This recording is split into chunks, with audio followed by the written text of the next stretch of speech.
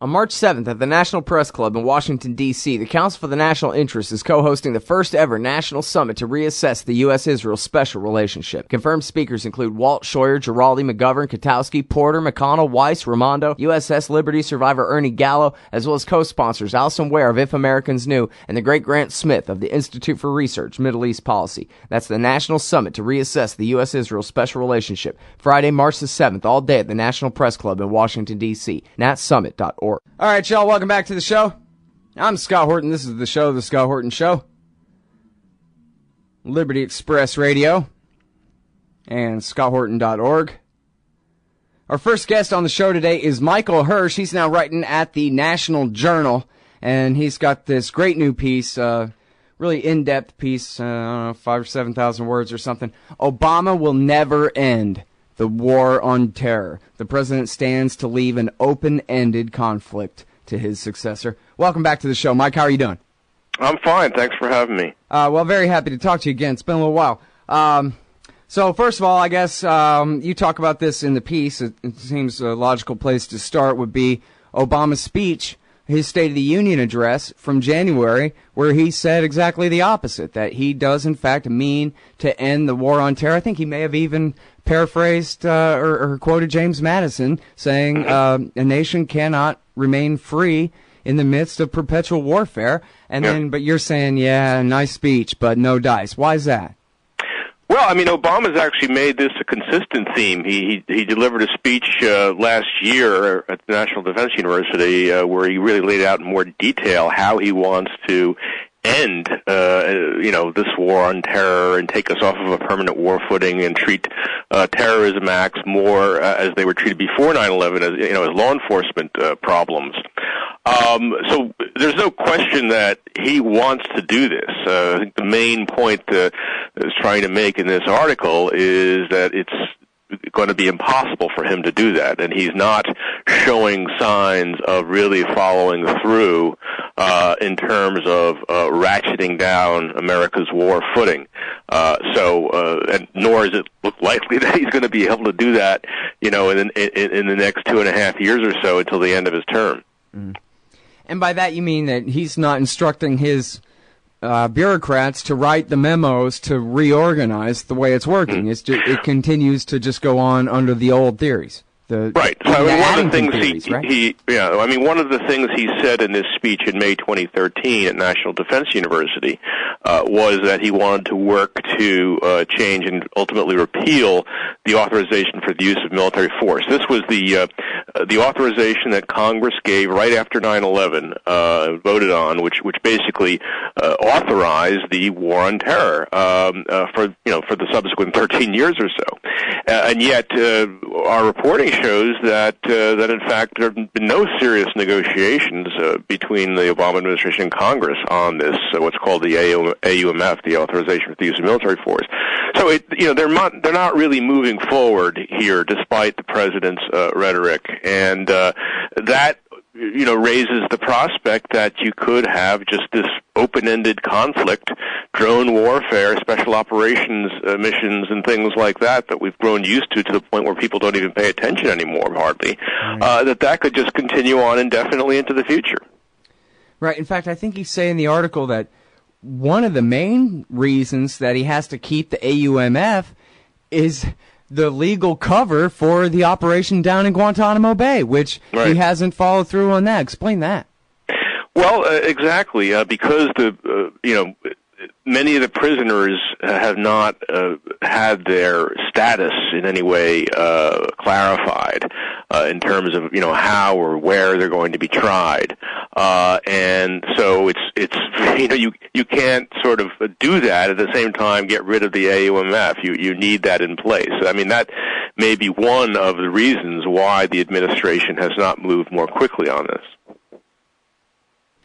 And then, well, that's funny. I wonder whether that's part of why, they keep Guantanamo open so they can keep the AUMF, so they can keep Guantanamo open, something like that, Yeah, I mean, for years now, there's been this huge debate. I mean, this literally has been happening for more than a decade about what do you do with these guys? Can they be tried? Can evidence obtained under, often under duress, or in some cases, a few cases, even waterboarding, can that be used?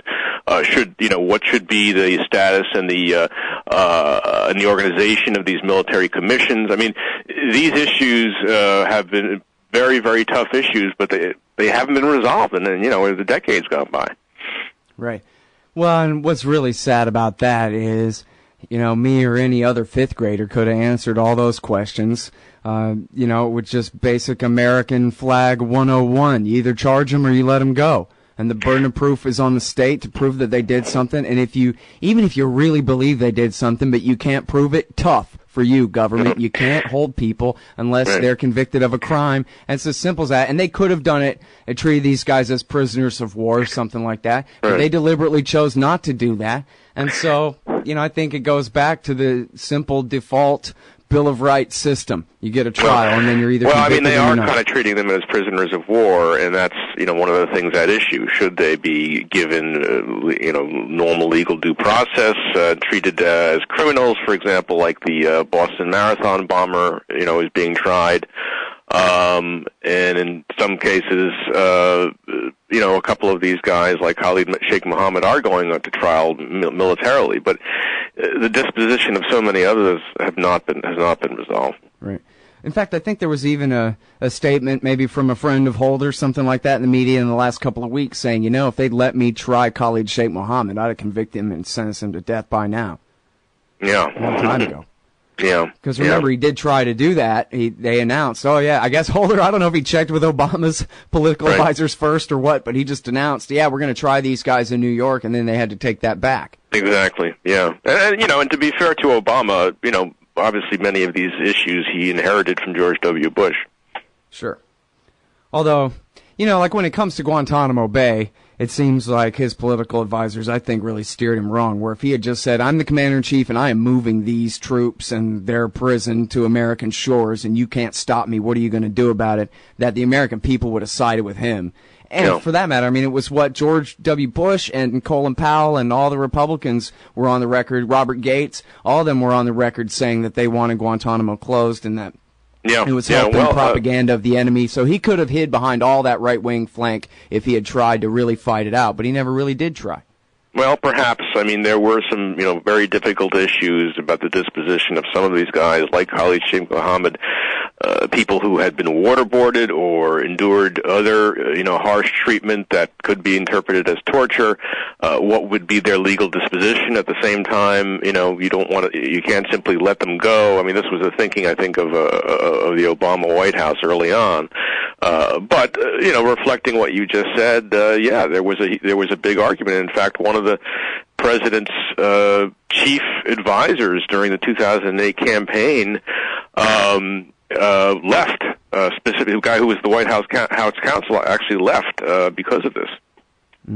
Because they weren't taking it as seriously as he wanted to close Guantanamo Bay, and the president refused. Right. Yeah, I'm sorry, I don't remember. I believe it was a Washington Post story. I know Glenn Greenwald highlighted at Salon.com a few years back about Democratic senators saying that they started the project as soon as Obama was sworn in. They started really working on it and only kind of belatedly realized that the president did not have their back and was not going to help them push this thing through the Senate. Wasn't going to make any calls or call in any favors or do any kind of thing, and they felt like real jerks for sticking their neck out and letting the Republicans all call them a bunch of sissies or whatever kind of right-wing talking points, and then they didn't have the president helping them when they thought they were only helping him in the first place. Right. Sad story. Yeah. And especially because I agree with Eric Holder that any one of his U.S. attorneys could have gotten Khalid Sheikh Mohammed convicted and sentenced to death a long time ago. Obviously he could have. Yeah. The guy admitted it to Al Jazeera before they ever even kidnapped him, and he bragged about it to Al Jazeera. So guilty. Yeah. Done. But anyway. Now let me ask you about the Pakistani tribes, because this is something that I don't really understand the legalities of all this, but they went from, hey, we're targeting Arab Afghans, could be friends of Osama in Pakistan, who had presumably run from Afghanistan upon the American invasion in '01, and then they immediately, or I don't know how immediately, they bled that over into authority to attack whoever the Pakistani government wanted attacked, or I don't know whoever, but many of the Afghan tribal leaders and Pakistani Taliban leaders and that kind of thing. So is that still the same AUMF, or is there any other authority for that? No, that's under the AUMF, as well as drone strikes against the Taliban in Afghanistan, which are conducted by the military. Ostensibly, the U.S., the CIA in Pakistan is still only going after Al-Qaeda affiliates. I mean, that is what the AUMF authorizes. But the biggest question, and I think to me one of the most startling things that the American people should know, is that the government has classified who the associated forces of Al-Qaeda are. I mean, we know that, the core Al-Qaeda in Pakistan and Afghanistan, or mainly in Pakistan. We know basically who they are, but we don't know who some of the other groups are. They're not confirmed by the government. So we find ourselves effectively at war with an enemy that we don't even know, that the Obama administration has officially classified as a secret. And that's pretty weird. And I have not succeeded in discovering a really good reason why that is. I mean, the ostensible reason why they classify this list is because they don't want to tip off a group that might be targeted. But that doesn't mean that they can't at least tell us how many groups there are, or whether there have been add-ons to the list or subtractions from it. I find that very, very strange. And now, do you know if they have a definition for associated or not? Yeah, an associated force of Al-Qaeda is supposedly one that, has made the United States into a strategic enemy in the way that Al-Qaeda did, that targets U.S. or any U.S. facilities, bases, any U.S. target of any kind on an ongoing basis as part of this war. I mean, that's loosely how they define it. Mm-hmm. So, in other words, that in the eyes of some in the Obama administration, that excludes, say, the lone bomber, like the marathon bombers, Boston Marathon bombers. It excludes groups that might be arising, Islamist groups in Syria, some of them that are not affiliated with Al-Qaeda, that might be just sort of battling against Bashar al-Assad or battling against other local regional leaders. So, I mean, that's what we hear, but the problem is we don't exactly know who is who. This is kept secret. So if the government is making a decision at any given moment, we've decided that this group is a strategic enemy now, and we're going to target them, the American people are not informed of that. So I mean, this is about as far as you can get from what used to be known as a declaration of war. From Franklin Roosevelt standing up on December 8th, 1941, and declaring the U.S. is at war, asking for Congress to declare war against Japan. I mean, this is really very, very strange and mysterious. All right, now I'm sorry I got to interrupt. We got to go out to this break, but we still got a lot more to cover here. It's a great piece at nationaljournal.com. Obama will never end the war on terror. Please go read it. We'll be right back after this with Michael Hirsh. Hey, Scott Horton here to tell you about this great new book by Michael Swanson, The War State. In The War State, Swanson examines how Presidents Truman, Eisenhower, and Kennedy both expanded and fought to limit the rise of the new national security state after World War II. If this nation is ever to live up to its creed of liberty and prosperity for everyone, we are going to have to abolish the empire. Know your enemy. Get The War State by Michael Swanson. It's available at your local bookstore or at Amazon.com in Kindle or in paperback. Just click the book in the right margin at scotthorton.org or thewarstate.com. All right, you guys, welcome back to the show. I'm Scott Horton. This is my show, The Scott Horton Show. We're at Liberty Express Radio every weekday from 3 to 5. And also at scotthorton.org. You can follow me on Facebook, Twitter, and YouTube at /Scott Horton Show. We're talking with Michael Hirsh from National Journal. He's got this great piece, Obama Will Never End the War on Terror. So we're, kind of talking about all the legalities and what have you is under the authorization to use military force and of course, the whole dichotomy about treating terrorism as an act of war rather than a crime, and Guantanamo Bay, and all this stuff that all this entails. And I'm so glad that, you reminded me, Michael, right before we went out to break there about when they're working on this list, what you do know about the list of so-called associated forces of Al-Qaeda, even though they won't release the whole thing. One of the things that you found out was that after Ayman al-Zawahiri denounced ISIS, that is Al-Qaeda in Iraq, in Syria, basically, as basically not Al-Qaeda because they won't obey him. The spin was because they're too brutal for Al-Qaeda, but I don't know where anybody got that. Nusra will cut your head off too. But anyway, that in the White House they had this discussion that, oh, hey, maybe we can take ISIS off the list of bad guys that we either got to fight or maybe that they're banned from supporting outright if they don't work directly for Ayman al-Zawahiri anymore. And I just thought that's the way the bureaucrats think. Did I get that right?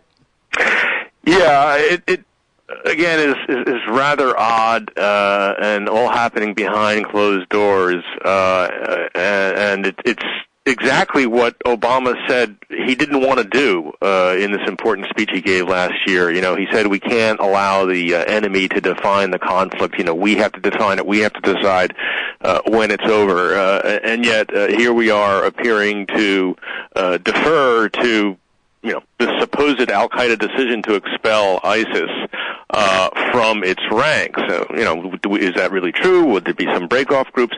This is something that we only hear about in bits and pieces. It's something that intelligence officials debate and discuss, you know, in secret, and so we don't really know, again, who we're fighting. And I think that may be unprecedented in American history.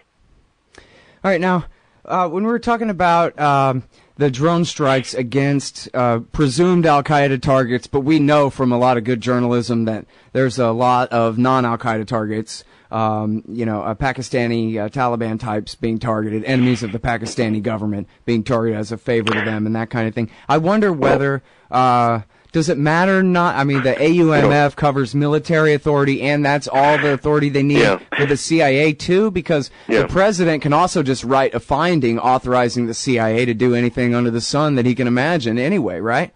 Well, not anything under the sun. I mean, there are strictures in place under Title 50 of the National Security Act.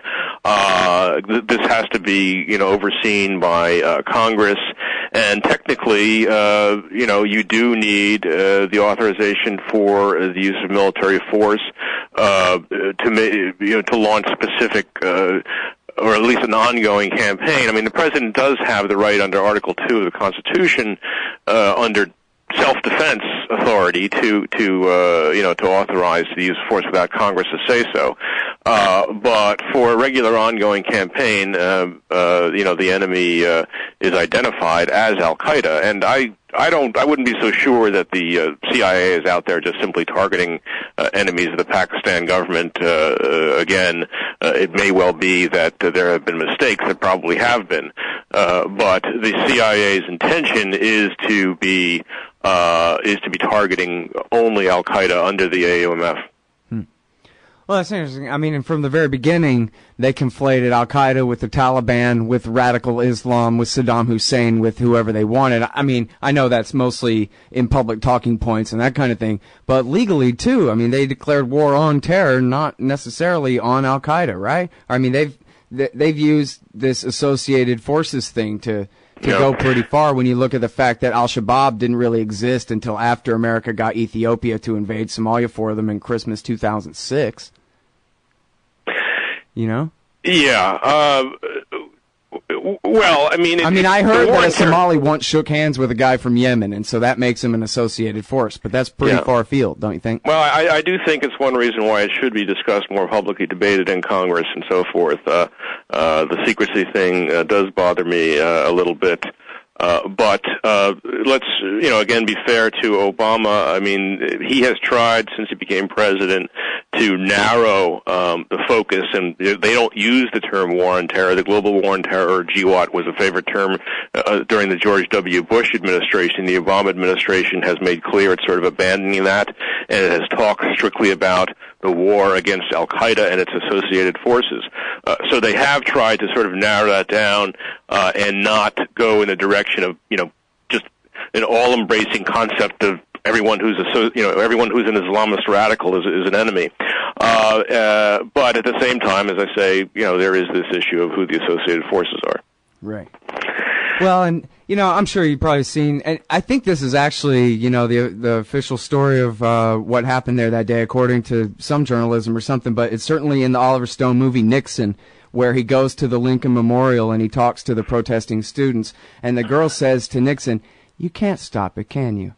And he's just kind of like, well, geez, I guess I sort of would like to, whatever. It sort of seems like that's a lot of what's going on here, too. The president's the president, but the government is a really big government. The national security state is a really big thing. And I'm reminded of that story from defensenews.com. And there's one like this in the New York Times, too, where the Army talks pretty blatantly about, well, now that we're out of Iraq and leaving Afghanistan, we really got to find some work to do. So we want to pivot into Africa and find some enemies in Africa to fight. And basically, as long as you can find a Sunni with a rifle, you can say that he once knew a guy who was part of Ansar al-Sharia and fought in the Iraq War or whatever, and authorized this kind of intervention on a low level and kind of proxy-style wars and training operations and this kind of thing for a long, long time. And I'm not even saying it's really all that corrupt, Michael. I don't mean to portray it in the worst kind of light. It's just sort of the institutional interests of the Army as a government program that they got to keep their guys working, doing something, right? Can't just sit around at Fort Bliss all day. So,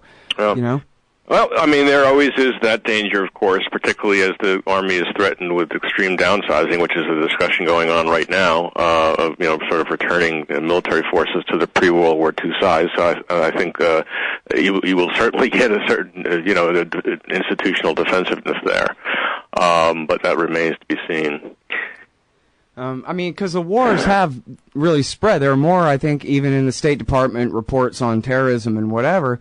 And even if you take the most narrow definition of associated forces that the people in the Obama administration, that some of them in the administration are trying to apply, there's still more of these guys than ever before who are basically sworn to allegiance to Zawahiri's goals.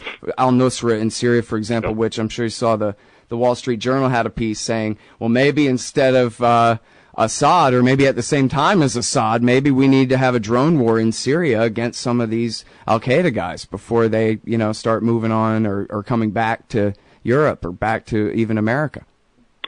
Yeah, I mean, that is the danger. Up until now, informally, it's basically core Al-Qaeda in the Arabian Peninsula, in the Maghreb, and in the Horn of Africa, basically Yemen, and I think parts of Somalia drones have been used. But again, that's something we only know informally. It's not something the government confirms, and it was Obama, that touched off this discussion that decided in 2012 to make the drone program public. So one is right to question, I think, why he's only doing it half hog. Mm-hmm. Yeah, well, he does this sometimes, and then, he follows up. Looks like he's actually really trying hard on a Palestine peace deal and on an Iran nuclear deal after sort of futzing around for years on those issues. So, we could see how anybody coming after him, Hillary Clinton or Jeb Bush or whoever it is, would be under all of the same pressures to keep the thing going, and maybe much more so than Obama. I mean, he's a lame duck, and especially after the next midterms, there won't be anything you can do to him now, kind of a thing, where maybe if he really wants to, he could do like you say in here and just go ahead and give a speech and say, no, that's it, I want the AUMF repealed, this thing really is over because I say so, sort of a thing. But that really is what it would take, right? It would take that, and he would be leaving himself open to a lot of criticism, particularly from Republicans, conservatives, and of course, if there were some major terrorist act after Obama had declared the war over, that would be hugely embarrassing. So I do think he's very reluctant for that reason, because of the issue of Guantanamo Bay and the other things we've already discussed. So, right. I don't see it happening. What are you going to do, count on the FBI to protect you? Ha. Yeah. Well, I can see that. All right, well, listen, thank you very much for your time on the show today, Michael, and for this great piece of journalism here. Thank you, Scott. I really appreciate it. Everybody, that is Michael Hirsh. He's now at National Journal. Oh, that's Hirsh.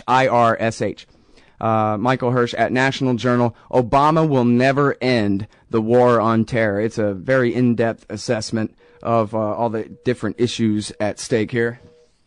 Hey y'all, Scott Horton here for cashintocoins.com. So you want to buy some Bitcoins? Cashintocoins.com makes it fast, easy, and safe to get Bitcoins. Just deposit the money into their account at any of the major banks they support, and then just email them a picture of the receipt and your Bitcoin address, and you get your Bitcoins. Almost always the same day it clears. In a tough, competitive new market, cashintocoins.com has the advantage. A great system and great customer service to keep you coming back. That's cashintocoins.com. Just click the link in the right margin at scotthorton.org. Hey, y'all, Sky here. First, I want to take a second to thank all the show's listeners, sponsors, and supporters for helping make the show what it is. I literally couldn't do it without you. And now I want to tell you about the newest way to help support the show. Whenever you shop at Amazon.com, stop by scotthorton.org first, and just click the Amazon logo on the right side of the page. That way, the show will get a kickback from Amazon's end of the sale. It won't cost you an extra cent. And it's not just books. Amazon.com sells just about everything in the world, except cars, I think. So whatever you need, they've got it. Just click the Amazon logo on the right side of the page at scotthorton.org, or go to scotthorton.org/Amazon. Hey, all, Scott Horton here for the bumpersticker.com. I created it but quickly sold to Rick so I could do this instead. In the decades since, he's made one hell of a great company. The bumpersticker.com makes digitally printed, photo quality, full color bumper stickers for your band or your business, as well as magnets, adhesive vinyl decals, and labels for products and industrial use, and your political cause or campaign too. The bumpersticker.com also offers full custom graphic design for bringing your idea to reality. Let the bumpersticker.com help you get the word out. That's the bumpersticker.com at the bumpersticker.com. And tell them you heard it here. Hey, y'all, Scott Horton here for the Future of Freedom, the monthly journal of the Future Freedom Foundation at fff.org/subscribe. Since 1989, FFF has been pushing an uncompromising moral and economic case for peace, individual liberty, and free markets. Sign up now for the Future Freedom, featuring founder and president Jacob Hornberger, as well as Sheldon Richmond, James Bovard, Anthony Gregory, Wendy McElroy, and many more. It's just $25 a year for the print edition, $15 per year to read it online. That's fff.org/subscribe. And tell them Scott sent you.